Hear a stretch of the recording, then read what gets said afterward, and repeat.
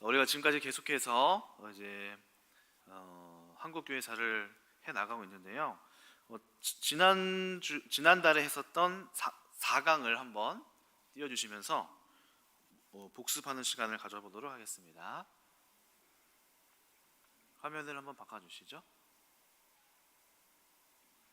자, 4강 복습을 하면은 지난달에 흥선대원군과 또 다음 세대 고종과 명성황후가 대립을 했고, 이모군란, 또 갑신정변, 이렇게 신식 군대들이 들여오게 되자 구식 군인들이 이렇게 개혁을 일으키려고 했고, 또 새로운 개혁, 고종 밑에 있었던 신하들 중에 오늘날로 따지면 이제 장관들이겠죠. 장관들 중에서 빨리 개혁을 못하는 고종의 모습을 보면서 이렇게 개혁하면 안 되는데 하면서 이렇게 자기들끼리 모여서 삼일천하라고 하는 이런 개혁을 주도했던 갑신정변의 사람들도 있었습니다. 이것들이 실패를 하게 됐죠. 자, 그런데 이 갑신정변 때 다쳤던 민영익이라는 사람이 크게 다쳤는데, 그때 당시에 우리나라에 들어와 있던 알렌이라는 선교사이자 의사가 치료를 해주게 되었고, 이제 그 사건을 계기로 민영익이 회복되면서, 민영익은 이제 명성황후가 민씨잖아요. 민씨 가문에 또 이렇게 들어온 사람이었습니다. 그러니까 왕가의 친척을, 또 관직에 있는 사람을 치료를 성공을 한 거죠. 정성껏 돌봐서. 그래서 서양의 의료 기술이 왕실로 들어오게 됩니다. 그래서 고종이 합법적으로 광해원을 설립하라고 서양식 의료기관을 설립해 줍니다. 그래서 여기에서 열심히 서양식 의료 기술이 들여오게 되었고, 세브란스 병원도 세워지게 되는 것이죠. 그래서 의사들도 배출을 막 합니다. 그리고 이제 교육적으로도 언더우드 선교사님이 고아원을 시작하면서 언더우드 학당을 만들었고, 여기에서 많은 사람들을 한글과 또 기독교 교육과 앞서 나가는 교육들을 가르치면서 이 학교가 점점 발전하게 되고, 또 여기서 중요한 인물 김규식이라는 인물이 나오죠.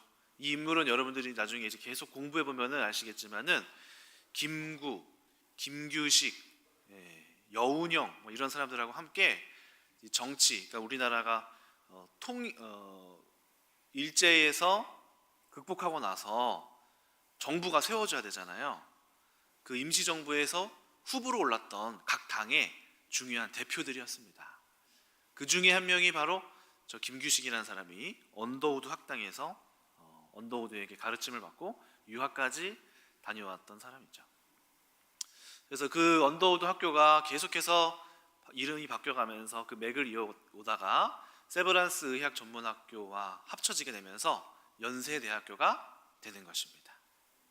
또 이화학당을 세운 메리 스크랜튼이라는 여사도 열심히 여성들을 위하여서 이렇게 여자아이들 못 배우고, 또 그때 당시에 여성들에게는 거의 이제 교육에 대한 권리들이 없었죠. 그런데 그런 아이들을 모아서 열심히 교육하고 가르쳐서 여기에서 또 유관순 열사도 이렇게 나오게 됩니다. 또 의료적으로도 홀 일가에서 여기 홀 여사도, 로제타 여사도 의학적으로 열심히 우리나라에 헌신을 한 선교사들이 이렇게 지난달에는 교육적으로 또 의료적으로 얼마나 많이 헌신을 했는지 알아봤습니다. 오늘은 이제 그 선교사들이 교회 안에서 영적인 사역을 어떻게 했는가를 깊지는 않지만 그래도 한번 살펴보고자 합니다. 우리나라에 딱 선교사들이 왔을 때 선교사들이 처음부터 그냥 막무가내로 시작을 하다가 이렇게 돼서는 안 되겠다 하고 결정을 지은 것이 바로 선교지 분할 협정입니다. 그래서 여기 이렇게 보시면요, 자세하게 이렇게 지금 가려져 있는데, 위에 있는 그때 당시에는 남북한으로 갈라지지 않았으니까 위에 있는 함경도에서는 캐나다 하늘 색깔 부분 있죠? 저 부분은 캐나다 장로교회, 평안도 서울 되는 저 푸른 색깔 저 부분은 미국 북장로교회 이렇게 들어가고요. 강원도 저 초록 색깔은요 미국 남감리교회 들어갔고요. 회색과 충청도 회색 부분은 미국 북감리교회 인천 부분하고요.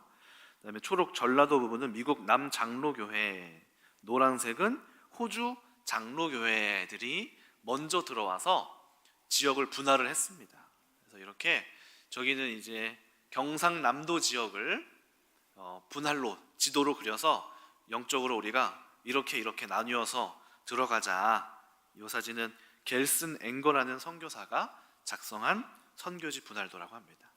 그래서 우리나라도 보면은 저도 깜짝 놀란 게 지역별로 교세가 달라요. 그래서 저는 대전에서 침례신학대학교를 나왔거든요. 근데 저는 침례교라는 이름을 제가 살아봤던 이 경기도 지역에서는 들어본 적이 없어요. 여러분들 들어보셨나요? 이 경기도 지역에서? 저는 잘 못 들어봤거든요. 그런데 제가 이제 중국에 유학을 가서 거기에 계신 한인교회 목사님을 만나봤더니 그분이 침례교 목사님이셨던 거예요. 근데 그분이랑 교제하고 또 그분 교회에서 이렇게 사역했던 것이 너무나 좋아가지고 저도 이제 아버지께 말씀드렸더니 아버지께서도 침례교 좋다, 침례교 영성을 배워와라. 어차피 대학원을 가서 교단을 정하는 거니까 학부 때는 침례교 가서 침례교 영성이 뜨겁더라. 가서 배우도록 하여라. 그래서 알겠습니다 하고 제가 듣도 보도 못한 침례교를 들어간 것입니다. 그런데 저는 처음 들어봤는데 대전에 갔더니 대전은 침례교 밭이에요. 다 침례교더라고요. 그래서 저도 깜짝 놀랐습니다. 오히려 장로교보다 침례교가 대전에는 훨씬 더 많이 자리를 잡고 있더라는 거죠. 그리고 이제 우리나라에서도 장로교가 유력하지만은 미국 가면요, 미국은 거의 70~80%가 다 침례교더라고요. 그리고 전 세계에 퍼져나가 있는 선교 단체들도 침례교가 가장 크더라고요. 우리나라는 장로교가 우세한 거예요. 왜 그런가 봤더니 저렇게 우리나라에 들어왔던 이 장로교, 북장로교, 남장로교 그리고 감리교 교단들이 먼저 와서 자리를 이렇게 많이 잡았던 것이죠. 그래서 인천에도 감리교가 많죠. 인천 보면은 감리교 정말 많거든요. 그러면 저기서도 화면을 보면은 회색 부분이 미국 북감리교예요. 저쪽 부분이 서울 밑에 충청도랑 저 부분이 감리교단에서 먼저 들어와서 털을 다 잡았던 것이죠. 자, 그래서 우리나라에 왔던 이 선교사들이 전략적으로 지역을 분담을 해서 이렇게 교회를 세워 나갔습니다. 그 선교 정책에는 네비우스 선교 정책이라는 것이 있습니다. 처음에 우리 나라에 선교사들이 들어왔을 때 처음부터 이렇게 전략적으로 한 게 아니었다고 말씀드렸죠. 왜 그런가 봤더니 우리나라에 들어온 선교사들 나이가 20대였습니다. 스크랜턴 헤론 선교사가 29살에 들어왔고요. 알렌 아펜젤러 선교사가 27살에 들어왔어요. 언더우드 선교사가 26살에 들어왔고 게일 선교사라는 분은 25살에 들어왔어요. 오늘 기도한 김은찬 형제가 26살이거든요. 저 친구가 지금 딴 데 가서 개척교회를 막 하고 있는 거예요. 이렇게 어린 나이에 들어와서 우리가 열정으로 시작하겠지만 아무래도 연륜적으로 부족한 것이 있겠죠. 그러다 보니까 이 선교 지역을 정하고 막 전도하는 과정에서 다툼이 있었던 것 같습니다. 그래서 이 갈등을 정리하기 위해서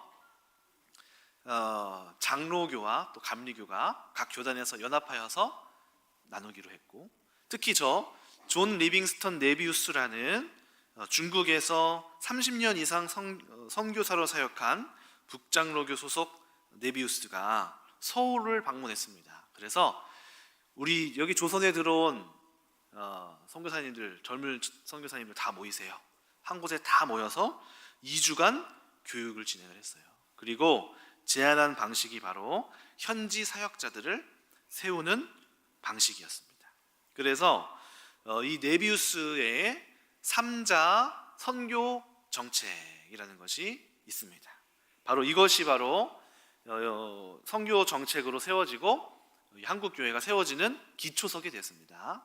읽어보면은 3자 정책이라고 해서 3가지 자입니다. 첫 번째는 자립입니다. 자립.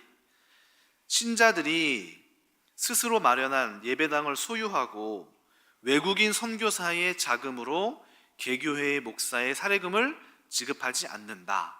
대신 각 교회가 스스로 사례를 지급한다. 지금까지는 선교 단체에서 지원을 받아서, 미국에서 지원을 받아서 선교사님들이나 이제 목사님들의 생활비를 지원했는데 그렇게 하지 말라 이거예요. 외부에서 지원을 끊어라. 그리고 스스로 이 교회에서 그 교회의 목회자들을 먹이고 삶을 책임을 져라. 이렇게 얘기한 것입니다. 두 번째 자는 자치입니다. 자치. 자치는 바로 문화권 내에서 실제 변화를 일으키는 사람은 그 도시에 있는 현지인이어야 한다. 이들을 훈련시켜서 구역, 지방, 전국의 지도자가 되게 한다. 스스로 치리권을 갖도록 한 것이죠. 그래서 현지에 있는 사역자가 현지인들이, 미국인이 와서 미국 교회, 미국인들, 미국 목사님, 한국 조선 사람들, 성도님 이렇게 가는 게 아니라 한국 조선 목사님, 조선 성도님들 이렇게 해서 스스로 자체적으로 치리한다는 것은 훈계하고 때로는 뭐 출교 이런 것도 있거든요. 출교하고 받아 입교하고 이런 모든 방식을 자체적으로 해야 한다 이렇게 했고요. 자전이라는 것은 지금 화면이 가려져 있네요. 먼저 믿는 사람들이 교회를 조직하고 나아가 전도하며 지교회를 세운다. 모든 신자는 성경에 대하여 다른 사람들을 가르치는 자가 되며 동시에 자기보다 나은 사람들로부터 성경을 배우는 자가 된다. 이렇게 되어 있습니다. 그러니까 자전이라는 것은 스스로 전파해야 한다. 그러려면은 각 교회에 있는 성도님들 한 분 한 분을 전도자로 세워야 한다. 다른 사람에게 복음을 전할 수 있는 자로 세워야 한다. 다른 사람에게 성경을 가르칠 수 있는 사람으로 세우고 또 그 사람은 가르치면서 동시에 배우는 자가 되어야 한다라는 것이 이미 우리나라에서 시작한 그 교회의 초석이었습니다. 오늘 우리 교회가 어떤가요? 저는 우리 교회의 모습이었던 것 같았어요. 우리 교회가 하고 있는 이 전도 지도자 학교 목적이 뭔가요? 전도 지도자 학교에 오시는 모든 성도님들 한 분 한 분을 전도할 수 있는, 복음을 전할 수 있는, 영적으로 사람을 살리고 영혼을 구원해낼 수 있는 사람으로 만드는 훈련소잖아요. 그렇죠? 그래서 목자 훈련도 있고 새신자 양육반, 영접반 이런 것들이 다 한 사람 한 사람, 성도님 한 분 한 분을 교역자가 아니라 전도자로 세우기 위한 훈련인 것이죠. 그런데 이미 네비우스 선교 정책에서 이미 처음부터 그렇게 시작을 했다는 것이죠.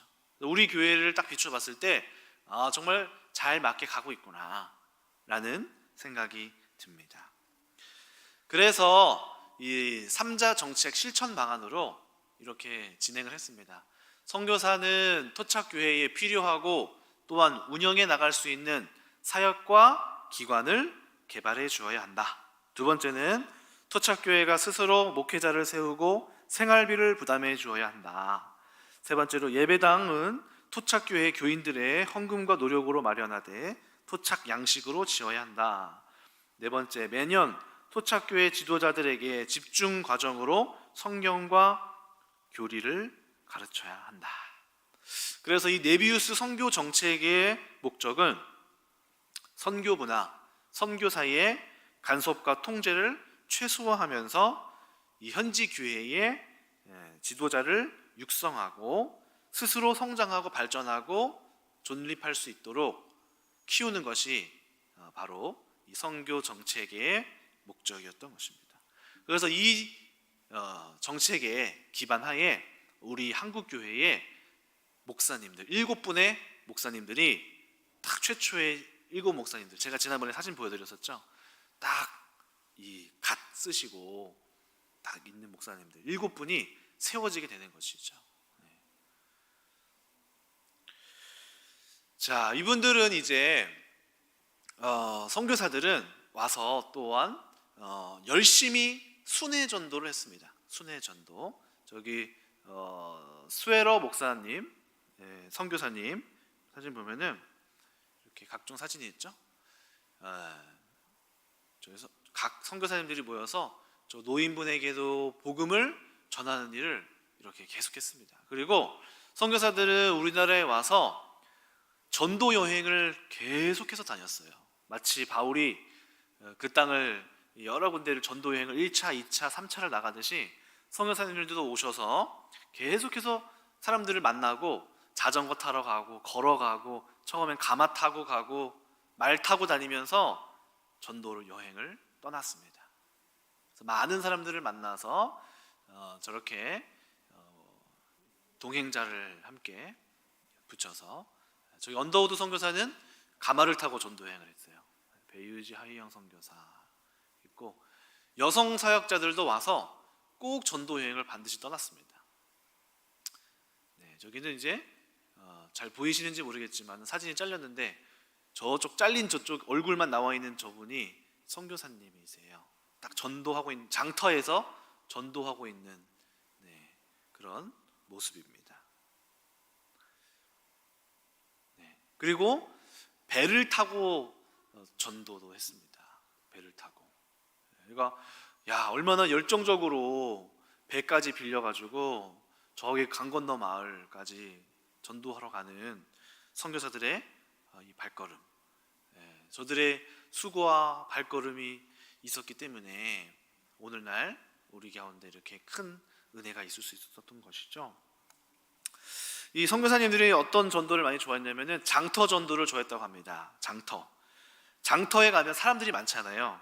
그래서 장터 전도의 시작은 어렵지 않았습니다. 일단 파란 눈에 이방인이 딱 등장하면 시선을 이목을 집중시키잖아요. 그래서 이 사람들은 딱 등장하자마자 뭘 했냐면은 찬송을 불렀습니다. 찬송. 우리나라 사람들이 옛날부터 노래에 관심이 많았대요. 우리나라 사람 노래 잘 부르시잖아요. 요즘도 막 유튜브 보면은 일반인들인지 가수인지 모를 정도로 다 잘하세요. 근데 그때 당시에도 노래에 관심이 많았다고 합니다. 그래서 딱 선교사님들이 와서 찬송을 멋지게 이렇게 부르면은 상자 위에 딱 올라가셔서 찬송을 이렇게 부르시면은 사람들이 모여든대요. 그러면은 사람들이 모여들 때 복음을 전하고 성경 구절 딱 읊어주시고 그다음에 복음을 딱 전하고 그때 이제 준비된 사람들이 쪽복음이라고 하죠. 마가복음 한 권짜리, 마태복음 한 권짜리, 누가복음 한 권짜리 이 책을 재빠르게 막 나눠줬다고 합니다. 쉬운 일은 아니었다고 합니다. 청중 중에서 누가 저놈은 예수님 믿는 놈이야 라고 외치면은 다 청중들이 흩어져 버렸대요.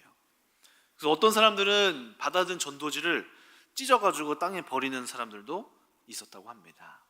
그러나 그러는 중에서도 이 책자를 받아들고 다음날 교회에 오는 사람들도 있었다고 합니다. 이렇게 정말 수고하고 애쓰면서 나가서 그 말도 안 통하는 사람들을 붙잡고 막 헌신하고 얘기하면서 이렇게 복음을 전했었던 이 선교사들의 이 발걸음들이 오늘날 우리 교회에 또 많은 또 한국 교회의 신자들을 낳게 됐고 또 그분들이 또 우리 3자 정책에 맞게 교회 안에서 또 장로님이 되셨다가 장로님이 또 목회자가 되시고 이런 과정을 겪어가면서 또 신학교에 막 가시고 이런 수고, 또 저기 있는 선교사들이 막 해외로 막 유학 보내고 이러면서 이 땅에 복음이 저분들의 그 낯선 발음, 그 어눌한 한국 예수님 믿으십시오 뭐 이런 발음으로 우리나라에 복음이 전해진 것이죠.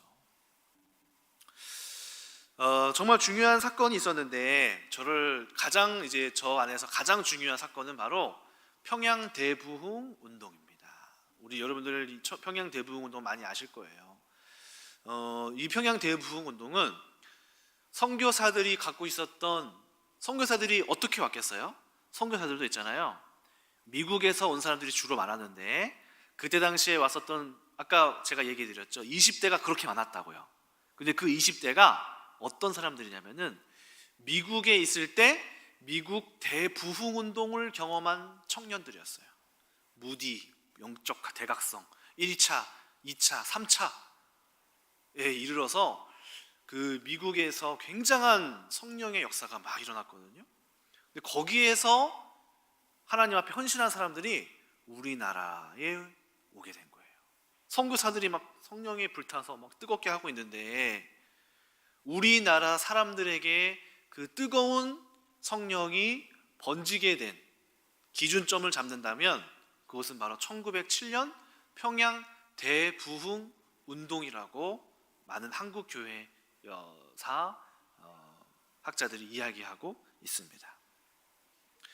이 사건은 1907년에 그냥 곧바로 일어난 게 아니라 먼저 기도의 순간이 있었습니다. 기도의 순간.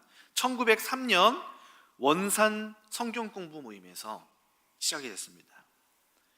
이 모임의 주최자는 하디라는 목사님이었어요. 하디라는 목사님이 늘 이렇게 아까 전도 여행을 막 다녔잖아요. 전도 여행을 하면서 모인 성도님들 4명, 5명 데리고 성경 공부를 막 가르치고 있었습니다. 그런데 이 하디 목사님은 한국 교회, 조선 교회에 대하여서 굉장히 비판적으로 막 비판하고 정말 멀었다. 이 땅이 복음화되려면 나는 정말 보이질 않는다. 이거 안 될 것 같다. 막 불신앙을 가득하게 막 비판하면서 질타하면서 이렇게 했었던 분이셨습니다. 그런데 이 목사님이 성경 공부를 인도하는 가운데 이 문제가 한국 조선교회, 조선에 있는 성도들의 문제가 아니라 바로 자기의 문제라는 걸 깨달았어요. 스스로가. 그래서 같이 모인 성경 공부하는 사람들한테 자신의 죄를 고백했습니다. 성도님 여러분, 제가 사실 이 조선교회에 와서 이렇게 생각하고 이렇게 비판했다고 그렇게 고백을 하는데요, 같이 함께 모였던 성경 공부하던 이 성도님들이 선교사님 사실은 저도 고백할 게 있습니다 하면서 한 분이 죄를 고백하자 옆에 있었던 사람이 고백하고 또 김씨 사실은 나도 이랬어요 하면서 이 죄에 대한 고백이 확 벌어지기 시작한 거예요. 이때부터 이 하디 선교사가 부흥사였던 프란스온이라는 이 부흥사를 자기들 모임의 원산에 초대를 해요. 그래서 원산을 시작으로 송도, 서울, 제물포 쭉쭉쭉 이어가면서 부흥운동을 시작을 한 거예요. 약 4년 동안, 4년 내내 모여서 부흥운동을 한 거예요. 그래서 1907년에 이르렀습니다. 마침내 1907년 1월 2일부터 1월 15일까지 장대현 교회, 평양에 있는 장대현 교회에서 사경회가 열렸습니다. 13일 동안 진행됐는데 이 집회는 새벽 기도, 오전 성경 공부, 기도회, 나가서 노방전도, 이게 하루 일과예요. 매일매일 그렇게 했어요. 그런데 이상하게도 이 집회가 13일 기간인데 11일까지 되는 과정 속에서도 영적인 충만함이 막 이루어지지 않는 거예요. 그래서 14일 날, 1월 15일까지인데 14일 날 선교사들이 긴급 회의를 했습니다. 지금 집회가 끝나가고 하는데 사람들에게서 영적인 변화가, 기미가 보이질 않는다. 너무 냉랭하고 이것은 큰일 난 것 같다. 우리부터 빨리 모여서 기도해야겠다. 그래서 14일 날 정오에 선교사들이 모여서 하나님께 강력하게 하나님 오늘 이곳에 성령의 역사를 기름 부어 주셔야 합니다. 기름 부어 주셔야 합니다. 간절하게 기도를 했습니다. 그래서 그날 결정적인 기도회가 열리게 됐습니다. 그때 여기에 누가 계셨냐면은 바로 길선주 장로님. 당시에는 신학생이었죠. 장로님이자 전도사이자 장로님이었었던 이 길선주 장로님이 인도를 하다가 마음 가운데에 깊은 성령의 뉘우침이 시작이 된 거예요. 갑자기 이런 말을 합니다. 여러분, 제가 여러분들 앞에 고백할 게 있습니다. 작년에 제 친구가 떠났습니다. 그 친구는 저에게 미국 돈으로 $100를 저한테 주고 자신의 아내에게 갖다 주라고 했습니다. 그런데 제가 그 돈을 갖고 그 친구 남겨진 아내에게 주지 않고 제가 가져갔습니다. 제가 그걸 다 써버렸습니다. 하면서 뜬금없이 갑자기 고백을 하기 시작한 거예요. 그런데 이게 웬일일까요?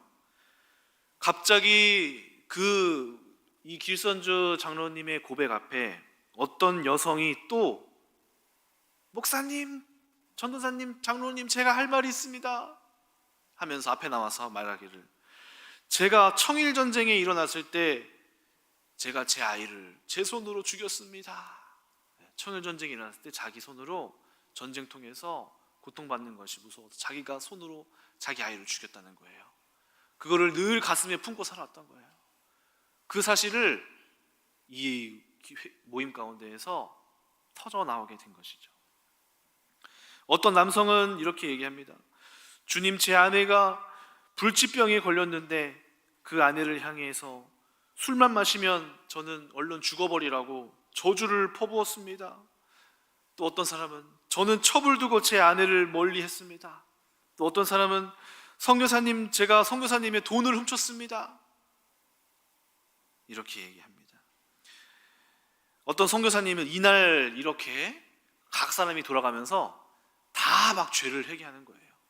어떤 선교사님은 이렇게 썼어요. 뭐라고 썼냐면요, 그 평양 대부 운동에서 사람들이 나와서 자신의 죄를 고백하는데 이 세상에 있을 법한 죄는 다 나왔더라.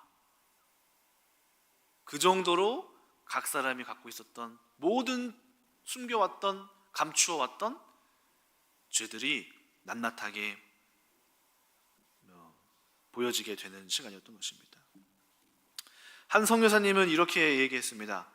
장대현 교회에서 모인 지난밤 집회는 최초의 실제적인 성령의 권능과 임재의 현시였습니다. 우리 중에 아무도 지금까지 이전에 그 같은 것을 경험하지 못했고, 우리가 웨일즈, 인도에서 일어난 부운동에 대해 읽었지만 성령의 역사는 지금까지 읽었던 어떤 것도 능가할 것입니다 라고 존 매쿤이라는 선교사가 미국의 선교부에 보내면서 이날에 얼마나 뜨겁게 하나님 앞에 회개하고 하나님 앞에 자백했었는지를 이야기했습니다. 여기 보시면 이게 다 장대현 교회에 모였었던 성도들이에요. 굉장히 많죠? 이렇게 많은 성도들이 와서 하나님 앞에 각자가 다 죄를 고백하고 통곡하고 애통하면서 가슴을 치면서 하나님 앞에 자기의 죄를 고백한 것입니다. 끝나고 이제 집회 사진 찍은 것이죠. 평양 대부운동 장대현교회. 어떤 선교사 이렇게 하죠. 교회 건물에 지붕이 열리고 하늘로부터 하나님의 영이 거대한 산사태처럼 우리에게 쏟아지는 것 같았다. 와, 얼마나 놀라운 성령의 역사가 이날 이 교회에 일어났는지. 마치 오순절 마가다락방에 성령이 임재하셔서 그 150명의 사람들이 함께 모인 그곳에서 성령을 뜨겁게 받고 불같은 성령을 임하여서 불같이 막 혀가 갈라지는 듯한 각자 자기 지방의 언어로 막 말하면서 이야기했었던 그 동일한 성령의 역사가 1000년이 지난 저 때에 동일하게 성령께서 강력히 역사하셨다는 것이죠. 여러분, 교회의 역사는, 하나님의 역사는 성령의 역사 없이 이루어질 수가 없습니다. 성령이 임하셔서 성령을 받고 성령의 인도하심 아래 성령께서 가르치시고 성령께서 깨닫게 하시고 성령께서 말씀하시는 것을 듣고 우리는 하나님의 나라의 사역들을 할 수 있는 것입니다. 우리 안에 성령이 없이 복음을 전한다면 그것은 복음이 열매를 맺을 수 없게 됩니다. 그래서 사도행전 1장에 뭐라고 하나요? 너희가 성령을 받기 전까지 예루살렘을 떠나지 말아라. 떠나지 말아라.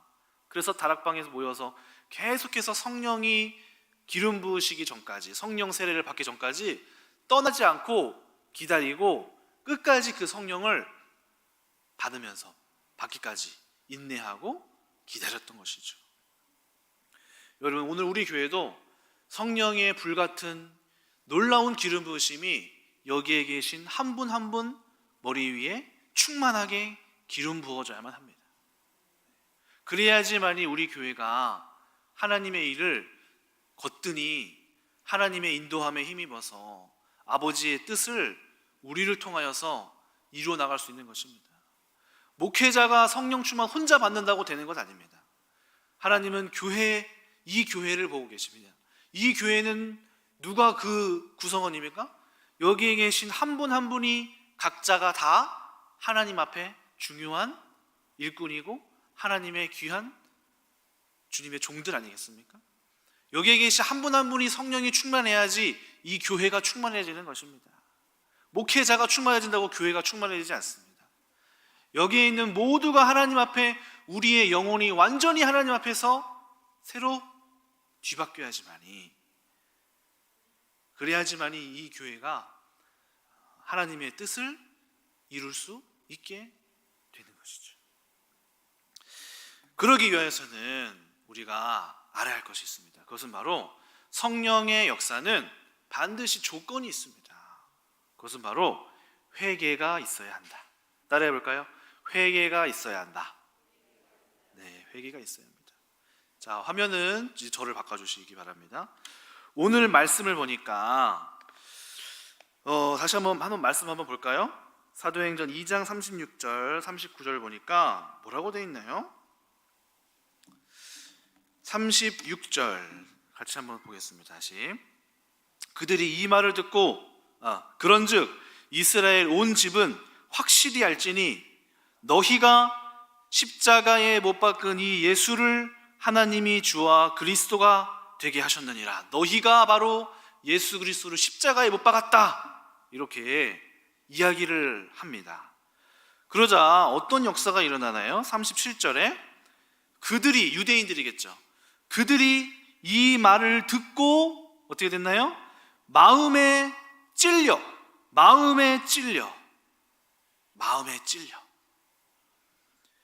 베드로와 다른 사도들에게 물어 이르기를 형제들아 우리가 어찌할꼬. 여러분, 하나님 앞에 여러분들 이런 고백하셔야 됩니다. 주님, 내가 하나님 앞에 이런 죄를 지었는데 어찌해야 합니까? 나는 방법이 없습니다. 이 죄인입니다. 이 죄를 해결할 방법이 없습니다. 내가 저지른 이 죄악이 이렇게나 크다니요. 내가 감당할 수 있는 재량이 없습니다. 하나님, 난 죽어야 됩니다. 나 사망 권세에 이렇게 매달려 있습니다. 어찌해야 됩니까? 나 오늘도 또 죄 가운데 있었습니다. 어찌해야 합니까? 하면서 하나님 앞에 자신의 모습을 비춰봐야 한다는 것이죠. 38절 보니까 베드로가 이렇게 얘기합니다. 베드로가 이르되 너희가 회개하여 각각 그리스도 예수의 이름으로 세례를 받고 죄사함을 받으라. 그러니까 뭐라 합니까? 그리하면 성령의 선물을 받으리니 얘기합니다. 회개해야지만이 하나님 앞에 거룩한 성령을 우리 가운데 선물로 받을 수 있는 것이죠. 여러분, 이 사실을 꼭 기억하시기 바랍니다. 성령이 우리 가운데 거하게 하시려면은 우리 안에 죄가 없어야 되는 겁니다. 죄가. 다윗이 가장 두려워했던 게 무엇이었나요? 주의 성령이 나를 떠나지 마옵소서. 성령이 내 안에서 충만해 있다가 우리를 떠나시고, 우리가 여러분들 가끔 그런 경험하지 않나요? 하나님 충만함이 사라졌을 때, 뭔가 우리 가운데 하나님의 동행하심이 느껴지지 않고 뭔가 삶에서 내가 하고 있고 하나님의 일하심이 없었을 때, 성령의 임재하심이 없을 때, 그럴 때가 있다는 것이죠. 다윗이 가장 두려워했던 게 바로 그때였습니다. 주의 성령이 나를 떠나지 마옵소서. 시편의 말씀이죠. 이것을 가장 두려워했습니다. 왜 그럴까요? 우리는 하나님의 영이 없으면은 껍데기, 아무것도 아닌 죄덩어리일 뿐입니다. 하나님은 어떤 그릇을 사용하실까요? 멋진 그릇, 잘생긴 그릇, 능력 많은 사람, 이 그릇을 사용할까요? 아닙니다. 하나님은 깨끗한 그릇을 사용하십니다. 깨끗한 그릇. 깨끗한 그릇에 그 질그릇일지라도 그 안에 보배로서 성령은, 하나님의 영은 깨끗한 그릇 안에 있게 하는 것이죠. 있으실 수 있으시죠. 그 무엇이 우리를 깨끗하게 할까요? 바로 우리 안에 있는 이 죄악들을 하나님 앞에 낱낱이 고백할 때. 그 무엇이 우리를 더럽게 할까요? 무엇이 우리를, 하나님의 영이 거하지 못하게 할까요? 우리의 죄가. 그래서 여러분, 레위기 이번에 묵상하셨는데요, 레위기를 가만히 살펴보면은 이 제사들의 내용이 다 뭐냐면요, 목적은 하나예요. 바로 죄 없어야 한다. 왜 그렇죠? 이 레위기를 중심으로 그 전에 어떤 일이 일어났나요? 바로 시내산에서 하나님과 이스라엘 백성이 연합하게 되는 사건이 바로 시내산 십계명 사건이에요. 그 결혼식이라고 표현해요. 결혼식. 하나님하고 인간이 연합해야 돼요. 연합하게 됐어요. 그래서 이제 어떻게 되나요? 하나님이 그 전에는 이 출애굽하시는 이스라엘 이 행군 속에 같이 있지 않다가 시내산 사건 이후로 장막이 형성되고 성막이 형성돼서 이스라엘 안으로 들어오시게 되는 거예요. 그래서 레위기가, 출애굽기 후반부가 성막법, 그 다음에 그 이후가 제사장들 제사법, 제사장에 대한 의복에 대한 법 나오잖아요. 이게 뭐냐면요, 왜 이렇게 하실까요? 그리고 막 대속죄일 나오면서 모든 이 물건부터 시작해서 사람부터 시작해서 모든 것을 깨끗게 하는 대속죄일, 1년에 한 번은 모든 것을 다 깨끗해야 된다 하는 대속죄일도 막 정해주세요. 그리고 막 피의 제사를 막 드려야 된대요. 막 그리고 그 내용을 보면은 죄 없게 하기 위하여서, 죄 지은 자는 이런 제물로 막 가져가고, 피는 죄를 씻기고, 막 이런 다 죄에 대하여서 온통 죄를 씻기는 제사투성이란 말이죠. 왜 그럴까요? 하나님은 깨끗하지 않은 것에 거하실 수 없는 속성을 갖고 계시는 거예요. 그래서 우리에게 깨끗게 하는 방법을, 계속해서 깨끗게 하는 제사, 또 하나님이 그 성전, 성막 안에 거하셔야 되는데 이 성막도 더럽고 그 안에 있는 이스라엘 백성도 더러워서 임하실 수가 없는 거예요. 임하실 수가. 그래서 제사를 통하여서, 피의 제사를 통하여서 깨끗게 하시고 들어오시는 거예요.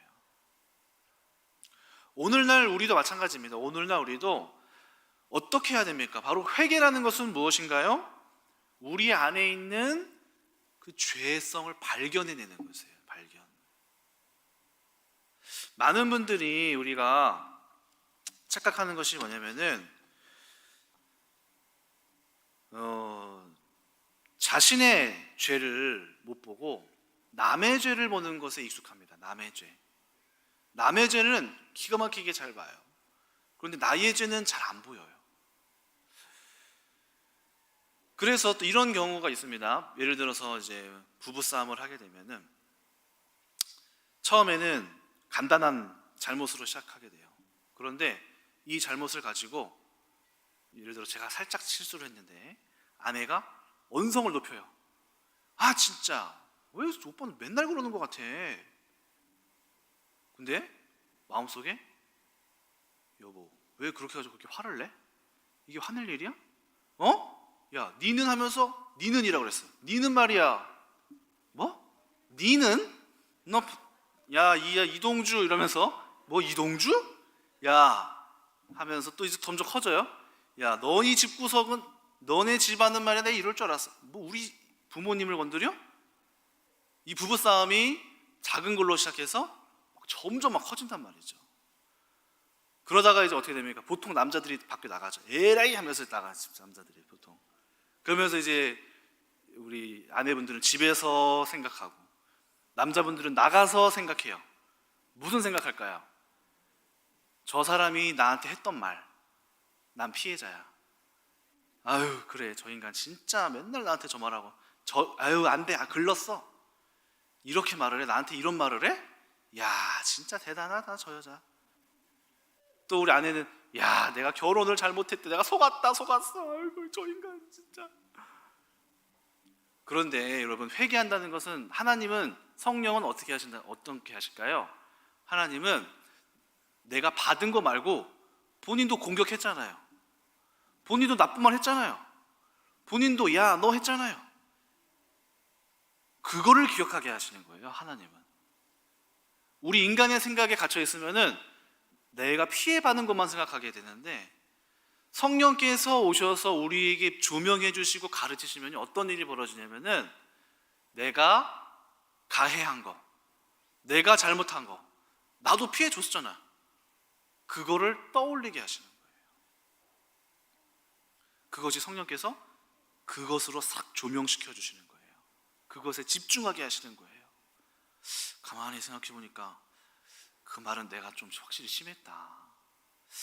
내가 야 너 이거 할 줄 알았어요. 근데 야 너희 아버지는 이건 좀 아니었다. 내가 선을 넘었다. 이건 아니었구나 하면서 자기의 잘못에 대하여서 하나님은 깨닫게 하시는 것입니다. 그래서 우리는 두 가지 회개를 해야 돼요. 첫 번째는 하나님을 향한 회개. 하나님 앞에서 우리의 죄가 드러나야 되고, 사람들 앞에서 내가 잘못한 것이 깨달아져야 돼요. 오늘 평양 대부운동에서는 자신의 인간들에서 사이에서 있었던 죄가 하나님 앞에서도 죄인 되었었던 자신의 모습을 드러내주는, 하나님 앞에서 또 사람들 앞에서 죄인이었음을 고백하게 되는 놀라운 사건이었습니다. 저도 이제 예화 몇 가지만 저의 경험들을 이야기하고 마치도록 하겠습니다.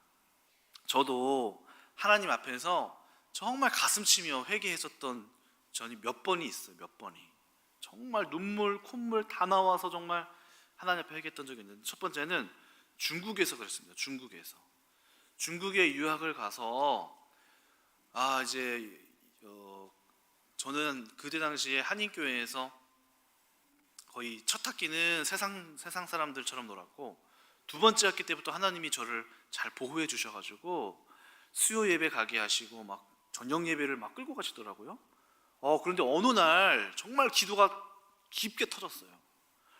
하나님이 저를 책망하시는데, 제 안에 그동안 살아오면서 제가 했었던 말들이 얼마나 악했고, 저 때문에 이 상처 입었던 그때 교회에 있었던 동생들 얼마나 제가 악랄했던 말로써 이렇게 공격을 하고 살았던 사람인지가 막 갑자기 제 안에서 기도하는 중에 딱 드러나는 거예요. 너무 부끄러워가지고 고개를 들 수가 없어요. 하나님께서 책망하시는데. 그래서 깊게 하나님 앞에서 애통하고 고개를 들 수가 없어서 계속해서 이 죄에 대하여서 말씀하시는데, 제가 그렇게 눈물이 많이 처음이었어요.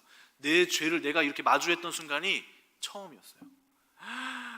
끊임없이 내 속에서 계속 계속 생각이 나요. 그 상황과 그 순간이 계속해서 떠오르는 거예요. 견딜 수가 없는 거예요. 제가 너무 부끄러워가지고 제가. 그리고 그 전에는 그게 죄라고 별로 생각도 안 했고 기억도 안 났었는데, 그 기도하는 순간에 어쩌면 그렇게 사실적으로 그때 그 순간이 보여지고 느껴지는지, 애통하면서 하나님 용서해 주십시오. 너무 미안해, 너무. 그래서 막 애통하고 막 기도하고 막 했는데요. 기도가 끝나니까요, 제가 이전에 세상 사람들하고 마주했을 때 술 먹으면서 놀았던 재미, 그 기쁨이 아니라 그것과 비교할 수 없는 평안이 막 제 안에서 솟구치더라고요. 그날 이제 북경 여러분들, 그날 북경의 겨울이 굉장히 날카로워요. 바람이 엄청 세거든요. 그러면 거의 2m, 3m 되는 나무가 휘청거려요. 그때 당시에 그 겨울이었는데, 제가 이제 기도를 마치고 막 너무 마음이 기뻐서 막 나왔는데요. 나무가 이렇게 뭐 이렇게까지 흔들리는 거예요. 그래서 사람들이 다 춥다고 막 이러는데, 제가 그 나무를 보는데, 나무가 나를 위하여 춤을 추고 있구나. 마음이 너무 평안하니까. 그리고 하나님이 그때 말씀 하나 주셨어요. 요한복음 14장 말씀. 내가 너희에게 평안을 주노니 내가 너희에게 주는 평안은 세상이 주는 평안과 다른 평안이요. 와, 그때 처음으로 제가 하나님이 주시는 평안이라는 것이 얼마나 깊고 놀랍고 오묘한지 처음 경험했어요. 와, 세상 사람들이랑 노는 것도 재밌었는데 이것하고 비교가 안 되는 평안과 안정감, 벅차오르는 기쁨, 내 안에 충만함. 야, 이게 뭐지? 하나님 앞에서 내가 죄가 해결받고 하나님 앞에서 은혜를 입었는데, 야, 이게 뭘까?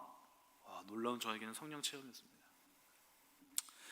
또 한 번은 수련회를 갔는데, 이거는 제가 얘기를 많이 했었어요. 수련회를 가서, 제가 그때는 신학생이었습니다. 신학생인데 수련회를 많이 따라다녔어요. 저는 방학 때 이제 뭐 아르바이트를 해서 돈 벌 생각보다 수련회를 가야겠다. 돈 버는 것보다 수련회 가는 게 나을 것 같아. 그래서 제가 방학 때가 되면은 수련회 한 2-3개씩 갔어요. 막 그렇게 막 사모하면서 갔는데요. 그날 이제 그 해의 수련회에서 이제 목사님이 막 설교를 마치고 회개하라는 거 하신 거예요. 회개. 그래서 저는 신학생이다 보니까 회개하라고 하니까 일단 해야죠. 하나님 회개할 걸로 찾아봤는데, 뭐 신학생이 뭐 죄 지을 게 뭐가 있어요? 뭐 욕도 안 해, 술도 안 마시고 뭐 할 게 뭐가 있어요? 그래서 하나님 회개할 게 별로 없는데, 주님 거짓말 하나님 용서해 주세요. 음란한 생각, 그래 음란한 생각 많이 했지. 주님 용서해 주세요. 그 다음에 별로 할 게 없어요. 옆에를 딱 봤는데 막 애들이 막 옆에 주변에 있는 청년들이 막 엎드려서 막 몸을 막 흔들면서 막 하나님 앞에서 막 회개하는 거예요. 눈물이 막 쏟아지고 막 콧물이 입에 막 들어가고 이렇게 막 기도하는 거예요. 그래서 저 인간은 얼마나 죄를 졌길래 진짜 죄인으로도 죄인들 주님 전 딱 2개밖에 없습니다. 딱 이렇게 끝내야지, 기도 빨리 끝내고 이제 끝나고 올라가야지 하고 있는데, 제가 그 딱 수련회 가기 전에 로마서를 이렇게 쭉 읽고 갔었거든요. 그래서 주님 저는 딱 이것만 하고 이렇게 가겠습니다 하는데, 갑자기 그 로마서 말씀이 기억이 나는 거예요. 로마서 말씀이 1장부터 해서 쭈르륵 내려오는 기억이 나는 거예요. 그래서 오다가 본문 말씀에 1장은 막 세상 죄인들에 대해서 막 책망하시거든요. 그런데 이제 3장에 딱 이르러서 3장 23절 말씀 뭐죠? 모든 사람이 죄를 범하였음에 하나님의 영광에 이르지 못하더니. 그 말씀이 하나가 딱 생각나고, 그 다음에 말씀이 의인은 없나니 아무도 없으며. 이 말씀이 딱 떠오르는 거예요. 하나님 말씀이 의인은 없나니 아무도 없으며. 동주야, 의인은 없나니 아무도 없으며. 너 의인이라고 착각하지 말아라. 아무도 없어. 이 세상에는 아무도 의인이 될 수가 없어. 동주야, 너 왜 이렇게, 네가 뭔데 왜 기도해서 딱 그 회개하지 못하고 딱 2개만 가지고 잘난 척하고 있냐? 하나님이 깊게 제 마음에 전곡을 찌르시는 거예요.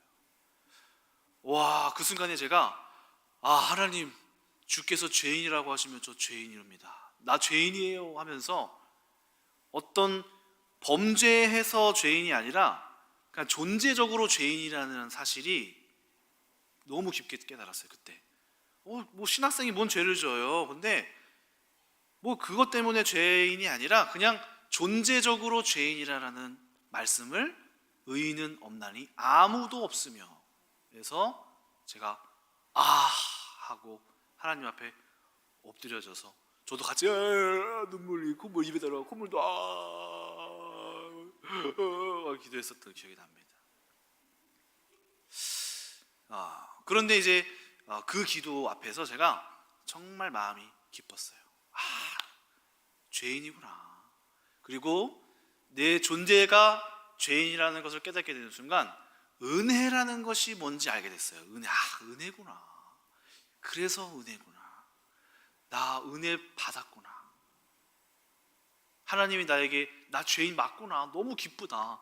그전에는 그냥 구원 받았대. 예, 감사하네. 오케이, 좋은 일이네 라고 했는데 엄청난 일이구나. 내가 죄인임을 깨달으니까 이 구원이 엄청난 일이구나. 엄청난 일이구나. 요한일서 1장 8절을 같이 보겠습니다. 요한일서 1장 8절.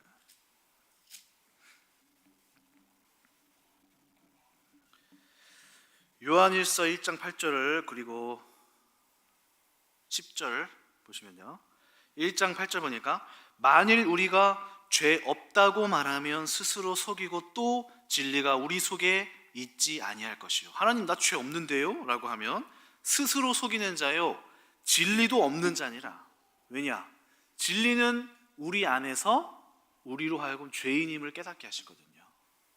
또 10절 보세요. 만일 우리가 범죄하지 아니하였다 하면 하나님을 거짓말하는 자로 만드는 것이니 또한 그의 말씀이 우리 속에 있지 아니하니라. 나 죄 없는데요 라고 하는 사람들은 말씀이 없는 거예요. 어떻게 그럴 수가 있냐 이거예요. 말씀은 우리에게 비추시고 저도 신앙생활을 하다 보니까 어떤 일이 발생하게 되냐면은 작은 부분에서 크게 느껴요. 작은 죄인데 너무 크게 느껴지는 게 너무 예민해진다고 해야 되나요? 이건 옛날 같았으면 그냥 그러려니 하고 넘어갔을 상황이 뭔가 양심이 너무 예민해지고 찔리고 작은 부분에도 하나님 앞에서 자꾸 막 찔림이 막 오게 되는 거예요. 그게 정상이에요. 왜 그러냐면 하나님이 우리 안에 계신 성령이 그것을 허용하지 않으시기 때문에 그렇죠. 그래서 하나님은 우리에게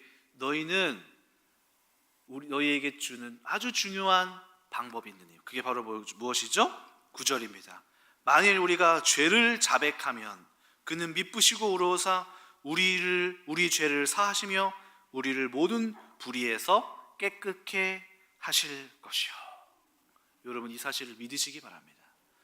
예수 그리스도의 보혈의 능력이 저와 여러분 사이에 있는 모든 죄를 깨끗게 하실 능력이 있으시니 우리가 해야 할 것은 무엇이다? 하나님 앞에 자백하는 겁니다. 자백. 성령께서 우리 안에 있는 죄를 비추실 때에 그것을 그 안에 집중해서 그 죄를 들여다보셔야 돼요. 그리고 그 죄를 심각하게 느끼시고 내가 이렇게 죄인이었구나. 그 죄의 무게감을 충분히 느끼셔야 돼요. 그리고 애통해 하셔야 돼요. 애통해. 내가 죄인이구나. 그 다음에 뭐 해야 될까요? 하나님께서 깨끗게 하심을 믿고 감사해야 돼요. 하나님 감사합니다. 이것이 은혜군요. 하나님 깨끗게 하셨으니 깨끗함을 입겠습니다. 나음을 입었습니다. 깨끗하게 되었습니다. 내가 너의 죄를 기억하지 않으리라 하시는 예수님의 말씀을 기억해. 또 떠올라. 내가 이전 죄를 기억하지 않으리니 보라 새 것이 되었도다. 하나님 감사합니다. 제가 새 것이 또 되었군요. 자, 그래서 오늘 여러분 성령께서는 반드시 회개의 과정을 통하여 임하시는 것입니다. 저는 우리가 하나님 앞에 회개를 잘하는 사람이 성도님들 되셨으면 좋겠습니다. 우리 안에 깨끗한 사람은 아무도 없어요. 저도 죄인이고요. 죄 덩어리예요. 저도. 성령께서 책망하실 거예요. 내 안에 있는 것들을 책망하시고 어찌하여 그렇게 생각하였느냐? 어찌하여 그렇게 말하였느냐? 어찌하여 내 귀한 사람에게 그렇게 악한 생각을 품고 마음에서 살인하였느냐? 라고 책망하실 거예요. 책망. 그때 우리는 주님 용서하옵소서. 용서하옵소서. 제가 죄인이로소이다 맞습니다, 주님. 어찌할꼬. 이것이 회개입니다. 회개. 오늘 우리에게 회개의 은혜, 여러분들의 죄가 하나님 앞에서 낱낱이 지목당하고 성령께서 책망하시고 또 그것을 씻어주시는 은혜가 우리에게 있기를 예수님의 이름으로 축원합니다. 같이 우리 찬양할까요? 주의 보좌로 나아갈 때에 바로 찬양하면서 그 준비하신 예물 같이 드리겠습니다.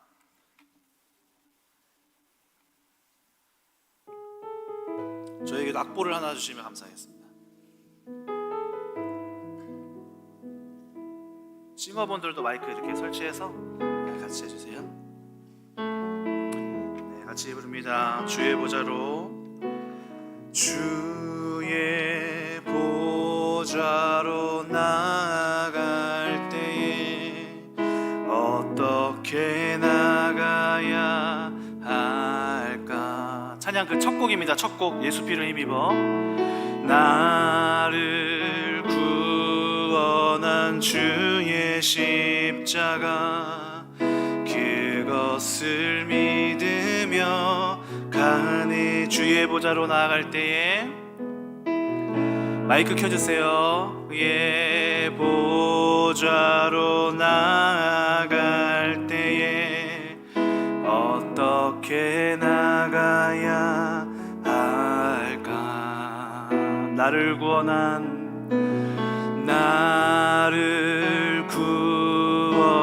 주의 십자가, 그거. 드럼도 켜주세요. 드럼 다 켜주세요. 찬양곡으로 바꿔주세요. 유튜브로.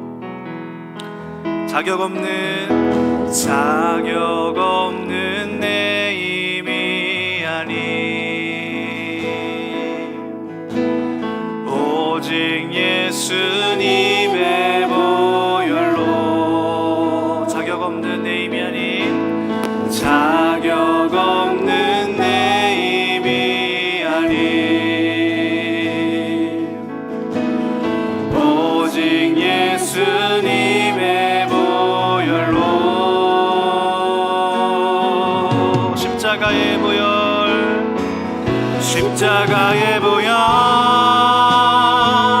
완전하신 사랑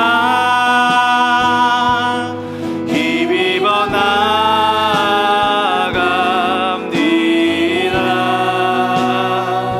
십자가의 보혈, 완전하신 사랑 힘입어 예배합니다. 한 번 더 할까요? 주의 보좌로 나아갈 때에, 주의 보좌로 나아갈 때에 어떻게 나가야 할까? 나를 구원한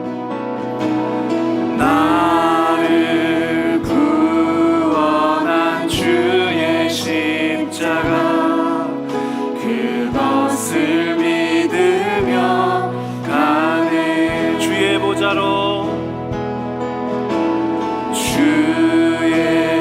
보좌로 나아갈 때에 나 여전히. 우리 뒤에 불도 꺼주세요. 뒤에 불 꺼주세요. 삽중도 뒤에 불 꺼주세요. 나를 품으신 주의 그 사랑, 그것을 믿. 우리 한 번 더 찬양합니다. 주의 보좌로 나아갈 때에, 주의 보좌로 나아갈. 우리 찬양 가사에 집중하시면서 우리 찬양 부르면서 하나님 앞에서 어떻게 나아가야 할지 고민하면서 불러보시겠습니다. 나를 구원한 주의 십자가, 그것을 믿으며 가네. 자격 없는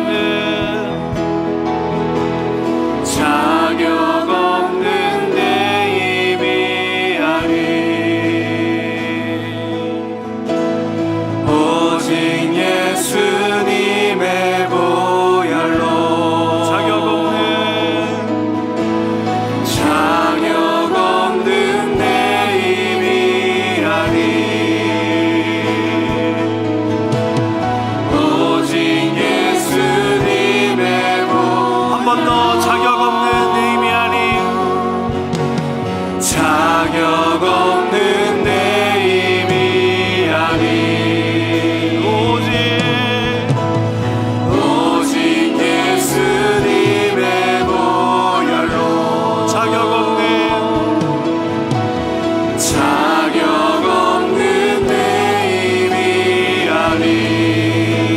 오직 예수님